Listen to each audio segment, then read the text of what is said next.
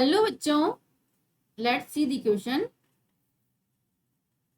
The molar conductivity of 0.02 m HCOOH is 40.4 Simon centimeter square per mole. If lambda m naught H plus equals to 350 Simon centimeter square per mole and lambda m naught HCOO minus equals to 54 Simon centimeter square per mole, then dissociation constant of HCOOH is 2.22 multiplied 10 to the power minus 3, 2.22 multiplied 10 to the power minus 4, 2.22 multiplied 10 to the power minus 5, 1.22 multiplied 10 to the power minus 2. We have to find dissociation constant of HCOOH. Molar conductivity दे रखी है हमें. This is lambda M not H plus की है 350 and HCOOH की minus है 54 Simon centimetre square पर मोल.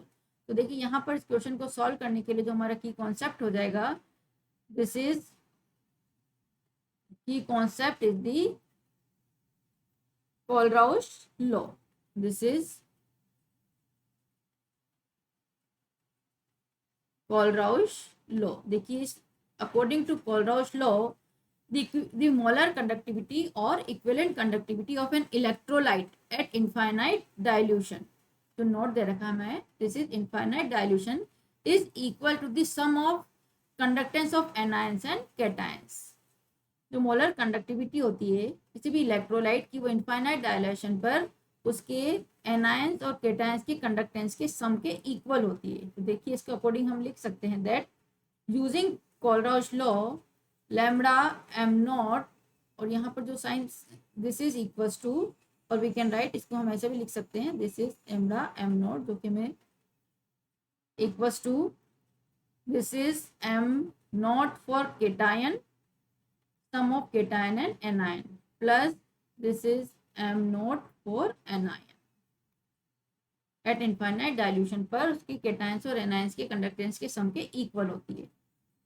Here यहाँ पर हमें HCOOH, तो हमारा जो हो जाएगा this is M for HCOOH acetic, this is formic acid. तो ये इक्वल हो जाएगा इसका जो केटायन और इसका एनायन. तो पहले हम लिख लेते हैं cation, this is M for H plus, this is for H plus, plus this is M not for HCOO minus, this is anion. HCOOH होगा, इसके जो आयंस होंगे HCOO minus and this is H plus. तो हमने लगा दिया यहाँ पर कोलराउश लॉ. अब इसकी वैल्यू गिवन है हमें, देखिए H प्लस के लिए वैल्यू गिवन है, this is 350 Simon centimetre square पर मोल, और HCOOH माइनस के लिए प्लस 54. तो this is equals to 404 siemens centimetre square पर मोल. ये होगी हमारी molar conductivity at infinite dilution HCOOH की. नाउ अब हमें चाहिए डिसोसिएशन कांस्टेंट की वैल्यू. तो here we know that alpha जो होगा degree of dissociation, this is equals to m upon lambda m at infinity. तो देखिए वैल्यू गिवन है 40.4. इस कंसंट्रेशन पर इसकी वैल्यू है 40.4 at any concentration, this is at any concentration पर. तो ये हो गया हमारा 40.4 upon this is 404 at infinity, infinite dilution पर जो भी हमने निकाला, और we can write this is lambda M not also, दोनों सेम है, इंफिनिटी लिखे या हमने नॉट लिखे, and this is equals to 0.1. This is the value of alpha degree of dissociation. अब देखिए जो डिसोशिएट होगा HCOOH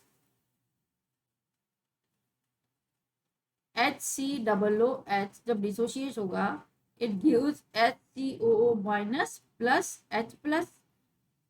इनिशियली कंसंट्रेशन C है इसकी, इनिशियली हो गया, ये तो हो गया इनिशियल कंसंट्रेशन हो गई इसकी.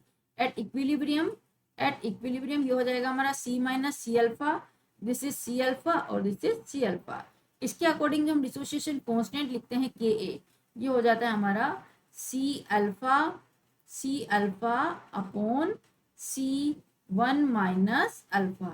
And this is equals to C alpha square upon 1 minus alpha. This is dissociation constant. Directly भी आप वैल्यू याद कर सकते हैं dissociation constant की, Ka C alpha square upon 1 minus alpha. Value put कर दीजिए. Now put the values. जब हम इसकी वैल्यू पुट करेंगे, this is equals to C होगी, कंसंट्रेशन हो गया हमारी 0.02, अल्फा हो गया हमारा 0.1. It means 10 to the power minus 1. We can write this is 10 to the power minus 1. तो ये हो गया 10 to the power minus 1 का whole square upon 1 minus 0.1. So here this is, we can write 2 multiply 10 to the power minus 4. ये हो गया 10 to the power minus 2. यहाँ से ले लिया मैंने 10 to the power minus 2, इसको कर दिया मैंने 2. It mean 10 to the power minus 4 upon 0.9, and this is equals to 2.22 multiply 10 to the power minus 4. This is the dissociation constant. Dissociation constant ये हो गया हमारा Ka. Dissociation constant की value आ गई 2.22 multiply 10 to the power minus 4. देखिए option dissociation constant of SCOOH is 2.22 multiply 10 to the power minus 4. It means option 2 is exactly matched with our answer. तो इस question का आंसर हो जाएगा option 2. Hope you understood it well. Best of luck.